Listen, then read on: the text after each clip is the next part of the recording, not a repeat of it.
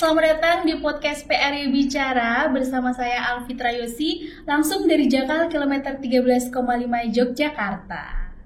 Sebelumnya saya mau ngucapin terima kasih banyak sama tim Infocom juga buat teman-teman yang nonton, karena ternyata episode pertama kemarin tuh responnya sangat positif. Banyak banget respon positif dari teman-teman dan antusiasnya juga sangat besar gitu ya, sehingga bikin kita makin semangat lagi nih buat bikin episode-episode berikutnya. Bener ya Bu Anggrek ya? Karena ternyata tim di balik layar ini banyak guys. Jadi kita sangat semangat untuk bikin episode yang lainnya lagi. Oke. Jangan lupa di subscribe buat teman-teman yang belum subscribe, tekan tombol lonceng notifikasinya dan juga di like dan di share buat kalian kalau misalnya merasa bahwa podcast ini sangat bermanfaat untuk masyarakat luas. Nah teman-teman, di akhir video podcast kita juga akan memberikan kuis di sini ya, karena spesial banget untuk teman-teman. Jadi jangan lupa, pokoknya jangan di skip deh video ini. Jangan di skip podcastnya, karena kita akan bagi-bagi hadiah gratis buat teman-teman yang nonton gitu. Kita akan kasih hadiah apa Mas Eko? Kaos inklusi ya, kaos inklusi. Boleh tolong ditunjukkan kaos inklusinya? Nah, ini kaos inklusi ini adalah salah satu usaha mandiri pusat rehabilitasi Yakum. Nih, keren banget ya. Kita ada 2 desain, yang satu warna merah juga. Nah, jadi buat teman-teman kalau misalnya mau kaos inklusi, jawab pertanyaannya dengan tepat dan menarik gitu ya. Silakan. Nah, tentunya di episode kedua ini masih relate dengan episode pertama. Hanya kalau misalnya sekarang saya mengundang tamu yang cukup jauh dari Yogyakarta. Beliau bersedia hadir di sini di tengah kesibukannya dalam melakukan pembinaan di masyarakat. Siapa ya tamunya kali ini ya? Saya undang dari tamu di tingkat padukuhan. Kira-kira kita mau ngomongin apa nih? Kok kita ngundang tamu dari tingkat padukuhan? Kira-kira siapa ya gitu ya? Langsung aja saya sapa dulu Bapak Slamet selaku Dukuh Padukuhan Kroco. Ya, selamat siang nih Pak. Selamat siang. Iya. Apa kabar Pak Dukuh? Alhamdulillah baik. Alhamdulillah. Ini perjalanan berapa lama Pak dari Pengasih ke? Ada sekitar 1 jam lebih. Oh, 1 jam lebih. Macet ya? Macet juga. Pak Dukuh nih, saya dengar Pak Dukuh nih mulai banyak banget ya penghargaan yang didapat di masyarakat ya, dari mulai kampung KB, kemudian Posyandu PAUD gitu ya. Yang lain apa lagi Pak? Sebenarnya ada beberapa penghargaan yang di tingkat nasional yang tadi disampaikan oleh Mbak Yosi, termasuk Kampung Keluarga Berkualitas tadi, Kampung KB, terus Inovasi Posyandu di tingkat nasional juga, dan Kampung Tangguh Nusantara Mbak. Dan semua program itu merujuknya ke pemberdayaan masyarakat yang ada di padukuhan maupun di kelurahan. Wah, berarti Pak Dukuh ini dalam kepemimpinannya memang sangat peduli ya dengan kegiatan pemberdayaan masyarakat. Iya, pemberdayaan masyarakat. Kalau untuk di isu kesehatan jiwa sendiri, kira-kira pengembangan apa Pak yang sudah dilakukan saat ini?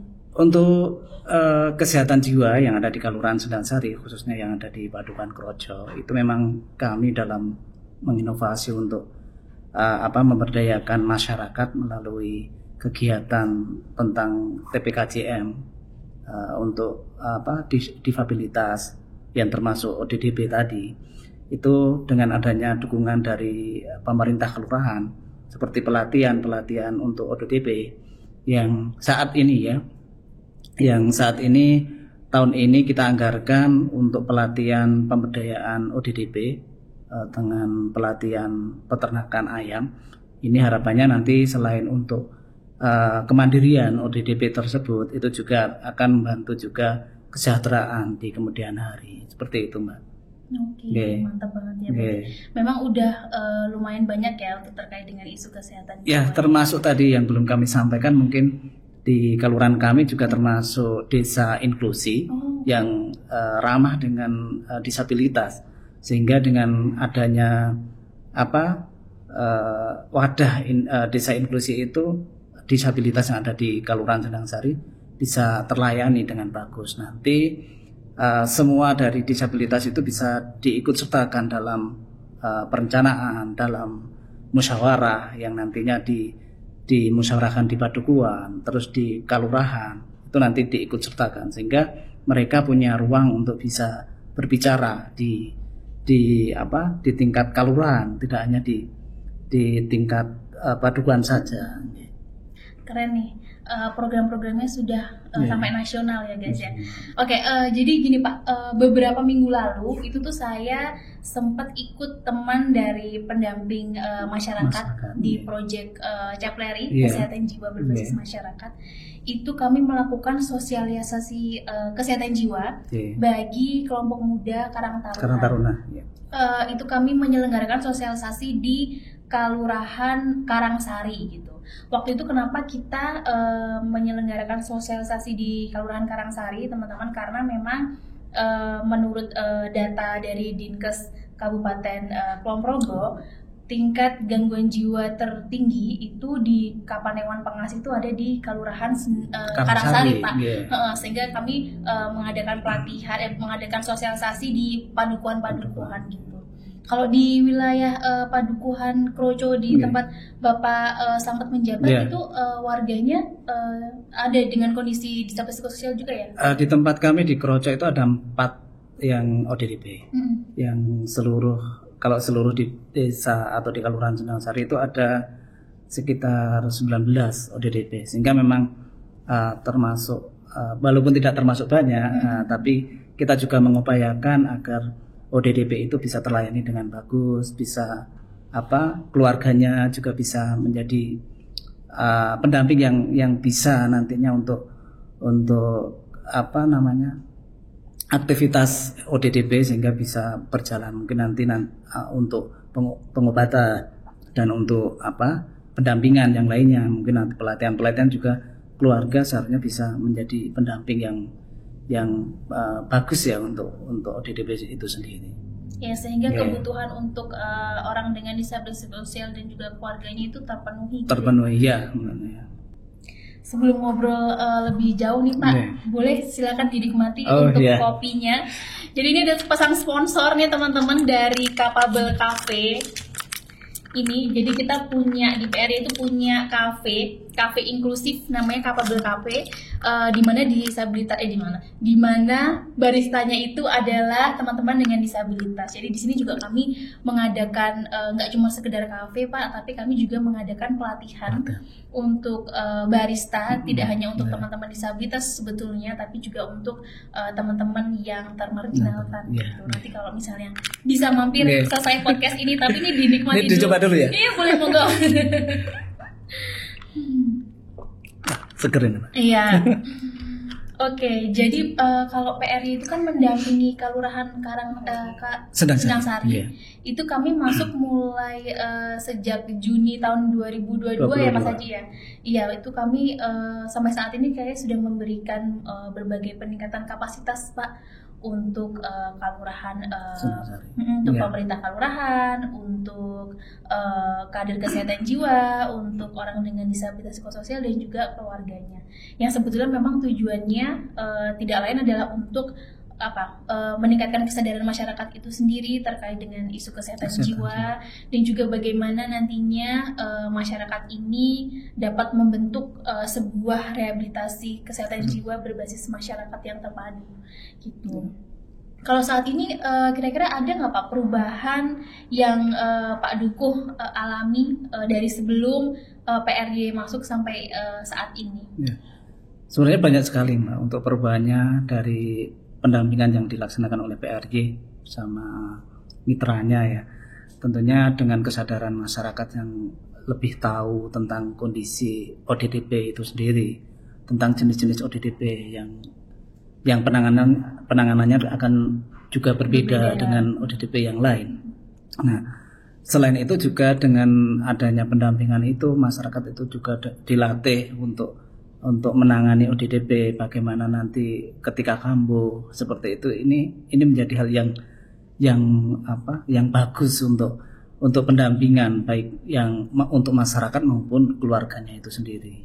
Sehingga pendampingan yang dilaksanakan PRY saat ini itu sangat relevan sekali dengan keadaan yang ada di padukuhan kami maupun di Kelurahan Sendang Sari, sehingga adanya pendampingan dan adanya kader Keswa itu juga sangat membantu dengan adanya ODDP yang ada di Kelurahan Sendang Sari umumnya atau di Padukuhan Krojo. Saya juga dengar ini pendampingannya Pak Dukuh ini juga dalam pendampingan termasuk dalam pemberian penyediaan KTP ya Pak, untuk teman-teman dengan disabilitas psikososial yang belum punya gitu ya. Itu pengalaman seperti apa Pak? Pernah ya, di tempat kami itu ada ODDP tapi belum punya eKTP ya Mbak waktu itu. Kita juga berusaha untuk memfasilitasi dengan mengambil foto, terus kita sampaikan ke kecamatan, ke kecamatan, terus ke Dukcapil, sehingga dengan kita menyampaikan kita membuatkan KTP itu akan mempermudah nantinya untuk akses yang lain seperti akses kesehatan, jam kesmas ya, dan kalau sekarang BPJS. Nah, itu salah satu upaya bagaimana ODDP itu bisa mendapatkan haknya, hak sehat dan juga hak yang lain yang nantinya memang dengan kependudukan dengan KTP itu bisa untuk mengakses itu semua. Memang karena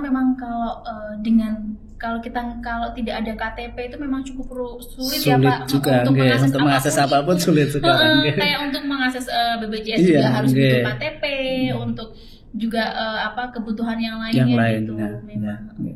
Juga saya dengar beberapa waktu lalu nih Pak Slamet selaku dukuh Padukuhan Krojo dan juga pemerintah Kelurahan Sendang Sari, kemudian TPKJM Pengasih dan juga RS Gracia dan PR ini melakukan ini ya Pak, pembebasan pasung terhadap salah satu warganya. Iya, sebenarnya bukan pasung ya Pak, atau mungkin sepemahaman masyarakat itu pasung itu ODDP yang diikat, mungkin yang dipasung dengan balok kayu gitu, sebatas pengetahuan dari masyarakat. Nah, ternyata bukan ya. Saya tadi sempat ngobrol sama Mbak Yosi, ternyata pasung itu bukan hanya sebatas itu, tapi ternyata dengan mengurangi gerak, mengurangi mereka bersosial itu termasuk pasung. Nah, di tempat kami itu sebenarnya ada warga yang tidak pasung yang saya sampaikan tadi, sebagian besar yang diketahui oleh masyarakat. Nah, waktu itu memang ada pendampingan dari Mas Haji dan teman-temannya waktu itu untuk pendataan ODDP yang ada di setiap padukuhan di Kelurahan Sendang Sari, sehingga termasuk di tempat kami itu ada. Dan memang kami sebenarnya sudah melakukan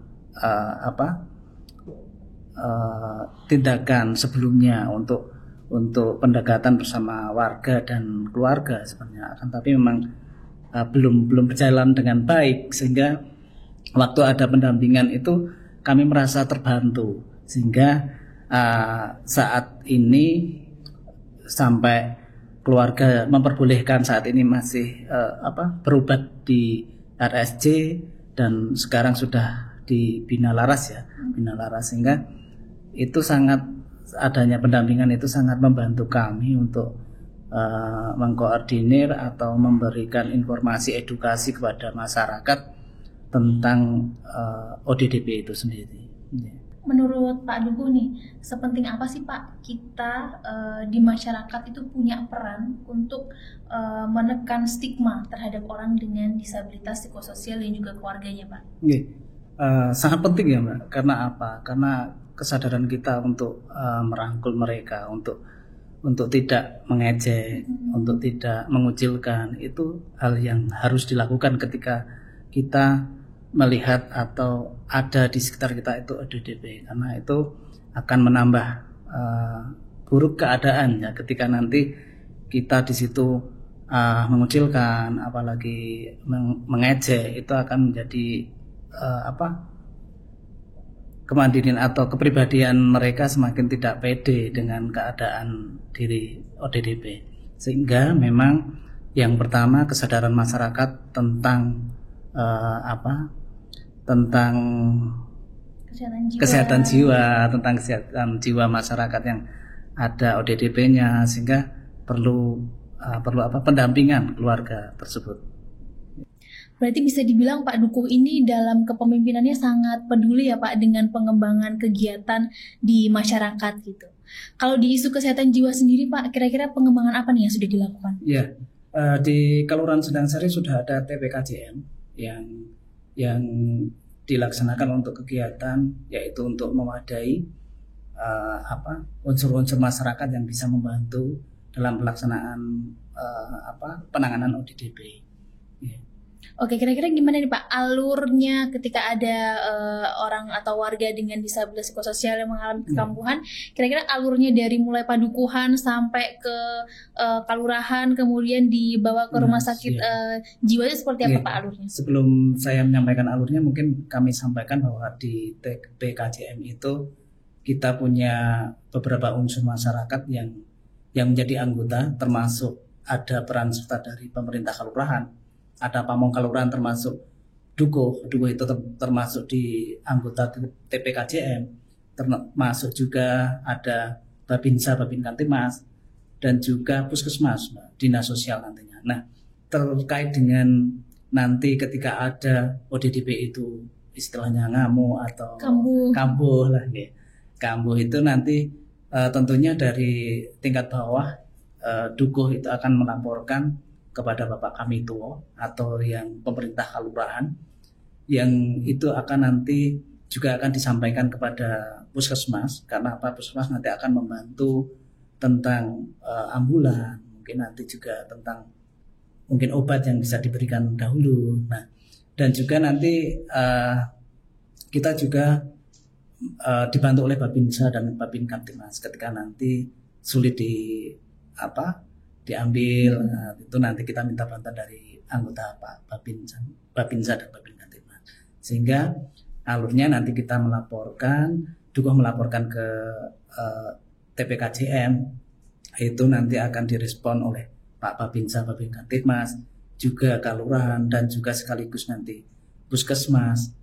Dan seandainya nanti sudah sepakat di situ, misalkan lewat grup yang sudah kita buat, itu nanti kita menuju ke tempat yang ada laporan tadi, sehingga nanti bisa dibawa dibawa ke RSJ ya, kemudian langsung ke RSJ. Dan saat ini dari Kelurahan Sendangsari kita sampaikan tadi sudah ada bantuan untuk transportasi, sehingga kami sampaikan ini sangat membantu. Karena apa? Karena tidak semua ODDP itu dari keluarga yang kaya ya, ada keluarga yang kurang juga, sehingga itu sangat membantu nanti ketika ada pendanaan dari desa yang bisa disampaikan kepada keluarga ODDP seperti itu. Wah, hebat ya, berarti Kelurahan Sendangsari ini memang udah ada dana desa ya untuk isu yang di kesehatan jiwanya. Mantap sekali. Saya mau tanya ya, sebetulnya apa sih yang mendasari Pak Slamet selaku Dukuh Padukuhan Kroco ini yang punya banyak program yang visioner dan berfokus pada pemberdayaan? Karena kan sepertinya kalau di padukuhan yang lain kan belum ada gitu ya. Yang mendasari apa Pak? Ya, yang mendasari memang yang pertama adalah kondisi masyarakat.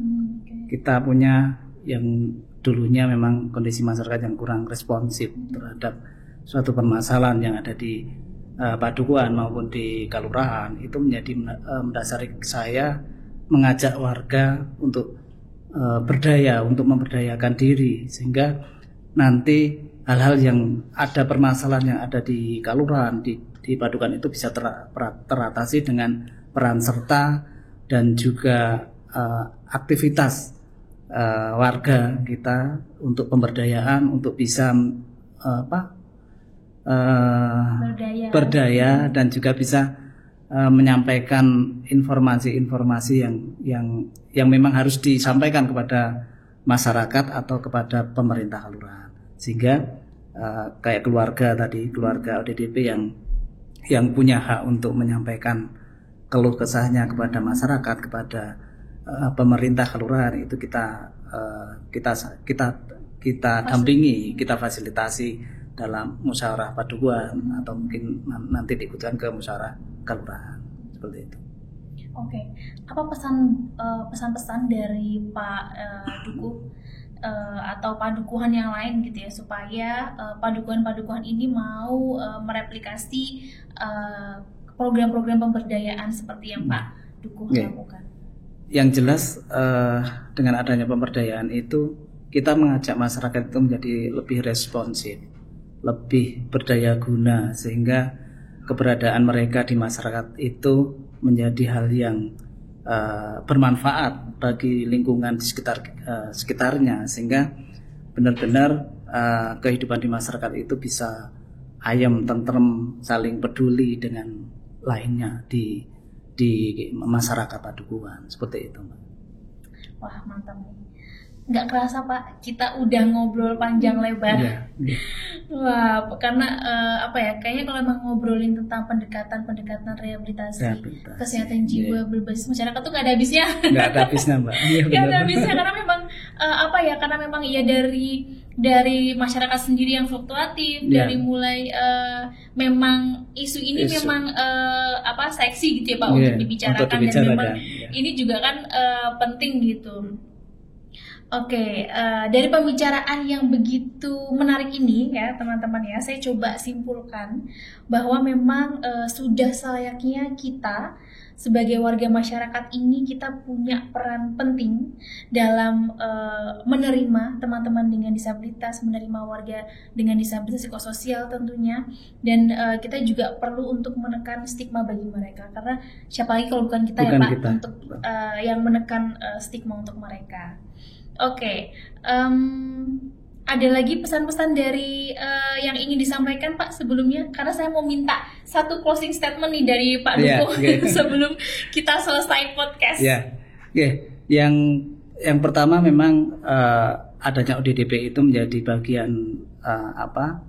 bagian terpenting kita untuk bisa mendaya gunakan masyarakat agar nantinya bisa memberikan informasi dan edukasi kepada ODDP itu sendiri, kepada keluarga, sehingga keberhasilan penanganan ODDP untuk masyarakat itu yang jelas ada tiga yang menjadi poin penting, yaitu dari masyarakat itu sendiri, dari pemerintah, dan juga dari keluarga. Nah, itu yang menjadi keberhasilan kita menangani ODDP sehingga bisa sembuh atau bisa kita dampingi secara bersama-sama.